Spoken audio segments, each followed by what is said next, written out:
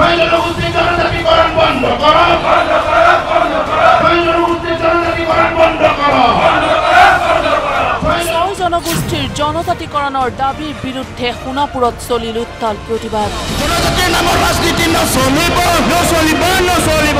ছয় জনগোষ্ঠীৰ জনজাতিকৰণ বন্ধ কৰক, বন্ধ কৰক, বন্ধ কৰক। এই চলিছে, চলিছে, চলিব। জনজাতিকৰণৰ বিৰুদ্ধে উত্তপ্ত ভাষণ ৰাভা হাছং স্বায়ত্তশাসিত পৰিষদৰ মুখ্য কাৰ্যবাহী সদস্য টংকেশ্বৰ ৰাভাৰ। ৬০০ বছৰ ৰাজত্ব কৰা আহোমে জনজাতিকৰণ বিচৰাটো লাজৰ কথা বুলি উদ্যত্ত ভাষণ টংকেশ্বৰ ৰাভাৰ। আমি আটাইতকৈ লাজ পাওঁ ৬০০ বছৰ আহোম ৰাজত্ব কৰাৰ পিছত কিন্নমসকলে আজি যে এছ টি হ'ব বিচাৰিছে, মই হ'লেতো মই আহোম হ'লেতো এছ টি হ'ব খুজিলে মই চুইচাইড কৰি দিলোহেঁতেন, মই চুইচাইড কৰি দিলোহেঁতেন। যিবিলাকে ট্ৰাইবেলখন অসমৰ পৰা আমি অশান্তি কৰিম বুলি ভাবোঁ, আমি নাই বুলি ভাবিম, সেইবিলাকৰে অসমখন অসমৰ শব্দ সলনি হৈ এইখন মিয়ালেণ্ডত পৰিণত হ'ব। তাৰ কাৰণে দিশবোৰ সাৱধান হোৱা উচিত। সুবিধা পোৱাৰ কাৰণে যদি তেখেতসকলে জনজাতি হ'ব বিচাৰিছে, তেতিয়াহ'লে এই জনজাতিটো হ'ল আজি তাৰিখত ব্ৰেন ব্ৰেন ব্ৰেন হ'ব বিচাৰিলে নাপায়, ব্ৰেন বনাব খুজিলে নাপায়, ব্ৰেণ্ডত সোমাব খুজিলে নাপায়। তাৰ কাৰণে হাজাৰ হাজাৰ বছৰৰ সভ্যতা সংস্কৃতিৰ সংগ্ৰামৰ ফলশ্ৰুতি সেই ব্ৰেন হয়। টংকেশ্বৰ ৰাভা মানসিক সমস্যাত ভুগিছে। আহোম সম্প্ৰদায়ক লক্ষ্য কৰি টংকেশ্বৰ ৰাভাই দিয়া মন্তব্যৰ সন্দৰ্ভত প্ৰতিক্ৰিয়া প্ৰকাশ কৰিলে আটাচুৰ মিলনপন্থীৰ সভাপতি মিলন বুঢ়াগোহাঁয়ে।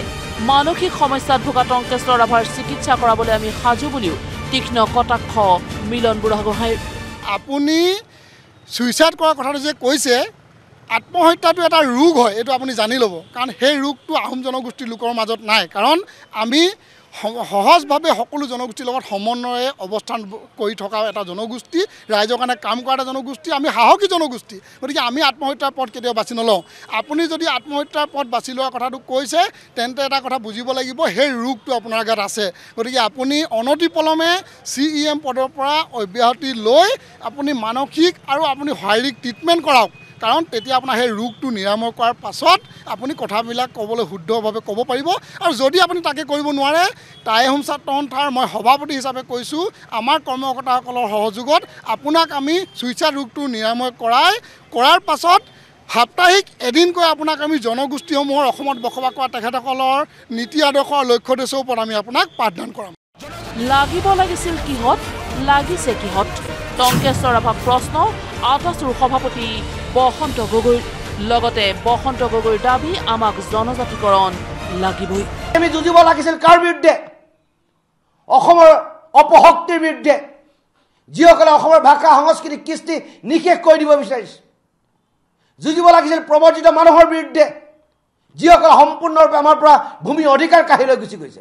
কিন্তু আজি যুঁজি থকা হৈছে নিজৰ মাজত, খোৱা কমা লগা হৈছে ভাতৃত্ববোধৰ এনাজেৰে বান্ধ খাই থকা এখন অসমত।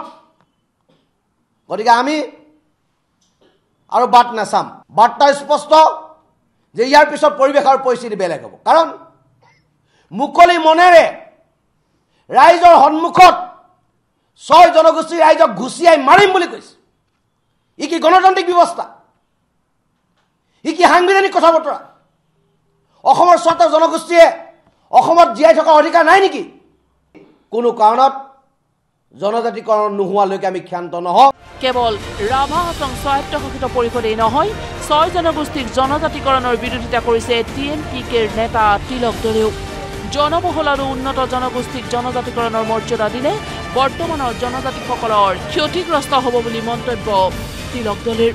আপোনালোকে জনবহুল আৰু উন্নত জনগোষ্ঠীক যদি আপুনি ST ষ্টেটাছ দিব বিচাৰে, তেতিয়াহ'লে আমি যিসকল এতিয়া বৰ্তমানৰ যিবোৰ ST আছোঁ, সেইসকলৰ বিৰাট বেয়াকৈ হাৰ্ম হ'ব। তাৰ বিৰুদ্ধে আমি আমাৰ এই অসমত বসবাস কৰা সকলো জনজাতি, এতিয়াৰ বৰ্তমানৰ জনজাতিসকলে একগোট হৈ চৰকাৰৰ বিৰুদ্ধে আমি এই প্ৰতিবাদ আৰু এই প্ৰতিবাদৰ জৰিয়তে অসম চৰকাৰ, ভাৰত চৰকাৰক আমি জনাব বিচাৰিছোঁ, আপোনালোকে জনজাতি বিৰোধী কাম নকৰিব। আপোনালোকে আমাৰ হৈ মাত মাতক, আপোনালোকে আমাৰ হৈ কাম কৰক আৰু আমাক ধ্বংস কৰাৰ কাম আপোনালোকক আঁতৰি থাকক। সেই আহ্বানৰ কাৰণে আমি এই গণসমাৱেশ আনহাতে 6 জনগোষ্ঠীক জনজাতিকৰণৰ মৰ্যাদা দিলে পৰিস্থিতি ভয়ংকৰ হ'ব বুলি হুংকাৰ এপছুৰ সভাপতি দীপেন বড়ো ছটাকে নতুনকে জনগোষ্ঠীক জনজাতিকৰণ কৰিব বিচৰা বিষয়টো আটাইতকৈ এইটো ভয়ানক এটা পৰিস্থিতিৰ সৃষ্টি কৰিব আৰু যাৰ কাৰণে যদি চৰকাৰে জোৰ জবৰদস্তিকে জনজাতিসকলৰ আবেগ অনুভূতিক লৈ যদি বঞ্চনা কৰি তেওঁলোকে যদি 25 নৱেম্বৰত এছেম্বলিত বিধানসভাত যদি এই ৰিকমেণ্ডেশ্যনটো যদি আনে তাত 22 গৰাকী জনজাতি MLA তাত আছে 4জনকে মন্ত্ৰী আছে তাত স্পিকাৰ ডেপুটি স্পিকাৰ জনজাতি হয় তো বিৰোধী হওক শাসকে হওক 22 গৰাকী জনজাতি বিধায়কসকলৰ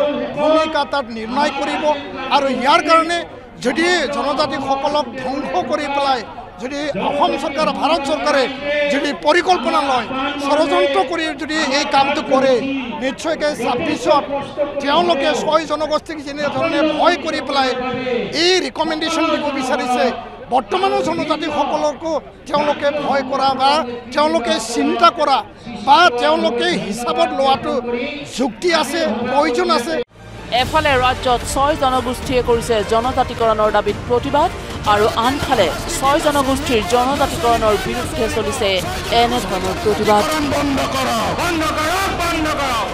ভিডিঅ' ৰিপৰ্ট নিউজ লাইভ